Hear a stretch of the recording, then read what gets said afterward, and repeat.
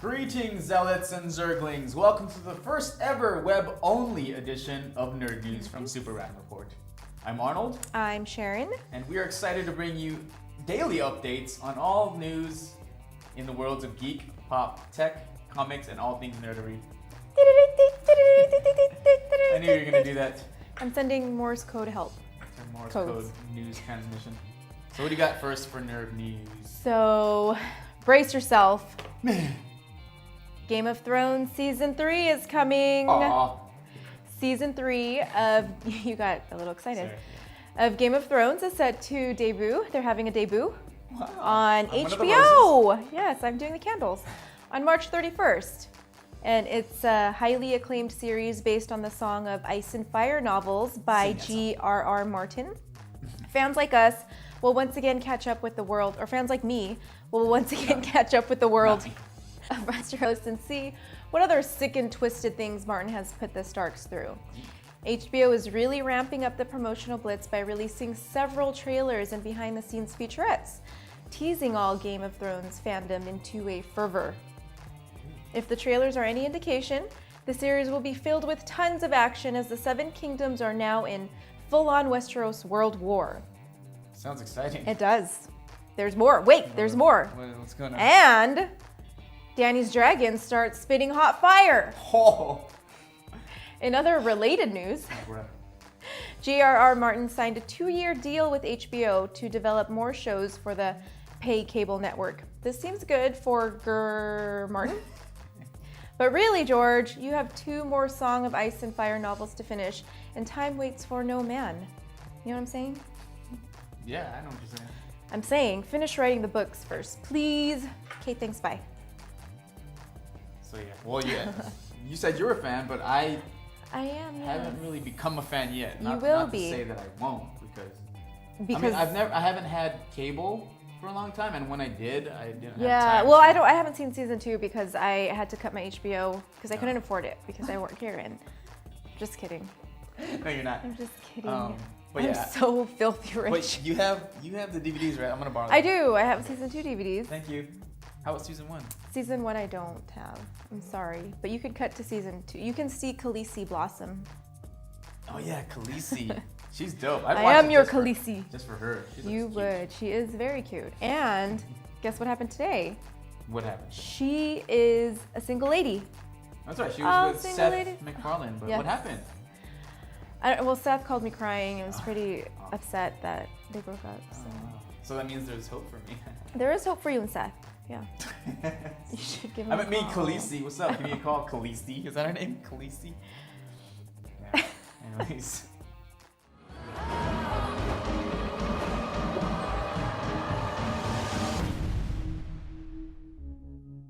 The revenge you want will be yours in time.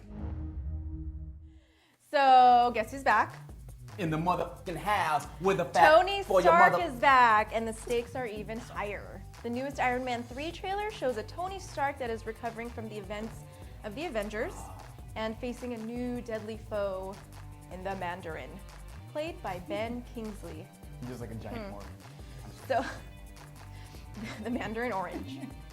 The trailer shows the stakes are even higher as Pepper Potts, played again by Gwyneth Paltrow, looks to be caught in the crosshairs of the Mandarin as well as Iron Man. Director Shane Black, so that's who directed it. I know we had this, you don't know who directed it, I'm sorry. Okay, so it was Shane Black, who previously worked with Robert Downey Jr. in Kiss Kiss Bang Bang, is stepping into the shoes of past helmer Jon Favreau, and it looks like he's taken Iron Man into darker territory. Dun dun dun. Yeah, I remember when we showed the original, the first trailer, it seemed like it was gonna be dark. Oh, Yeah, I guess it's true with this new director. It's funny because what's his name? His last name's Black. And it's a darker movie. Get it? Darker. I'm not afraid of you. No politics here. Just good old-fashioned revenge.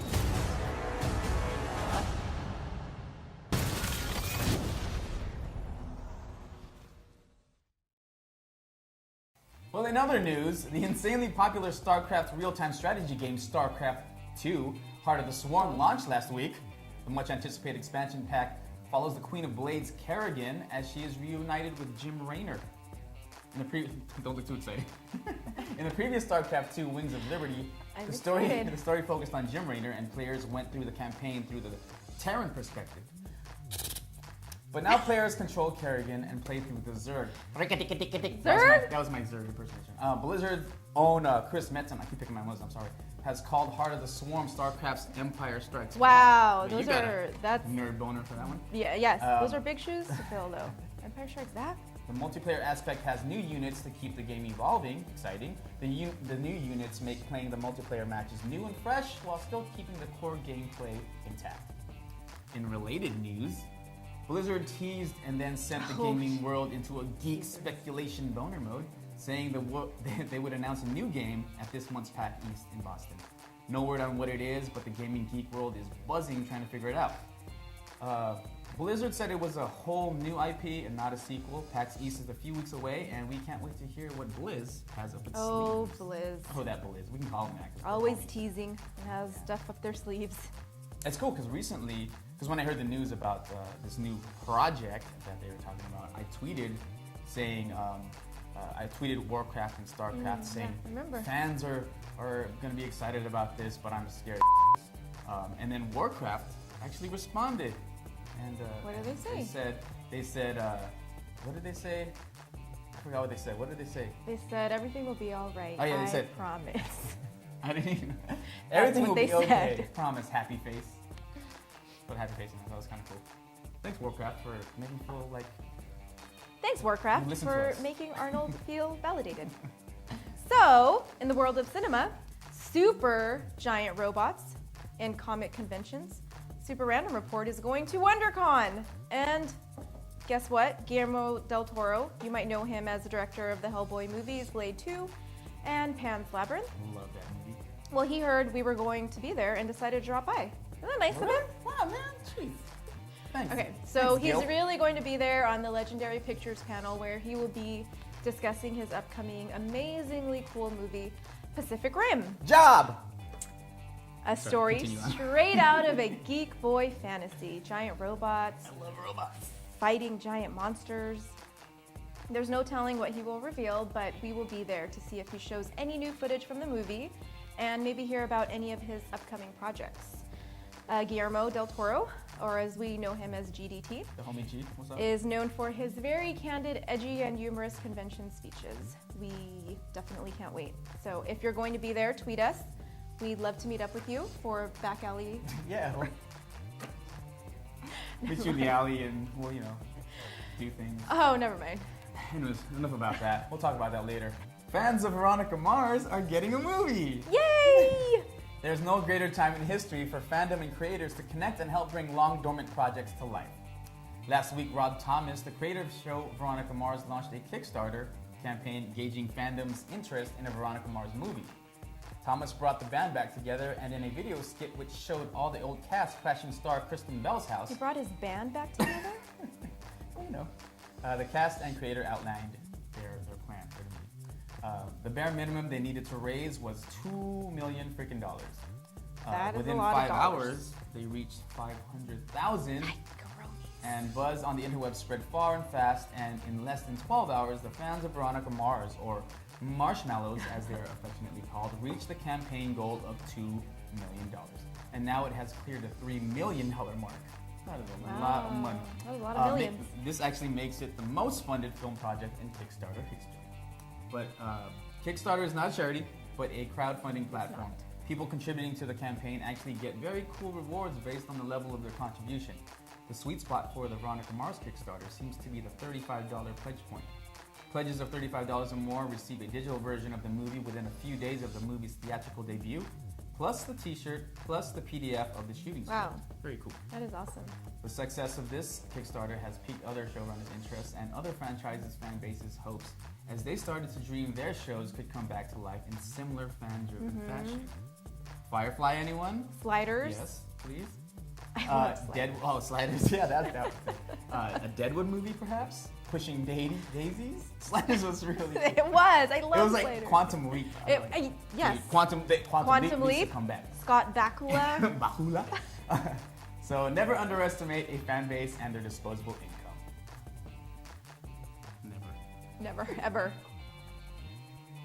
But yeah, that would be awesome. That. Yeah, Veronica Mars, that's cool. That's cool and everything, but I would be more interested in And sliders. And sliders.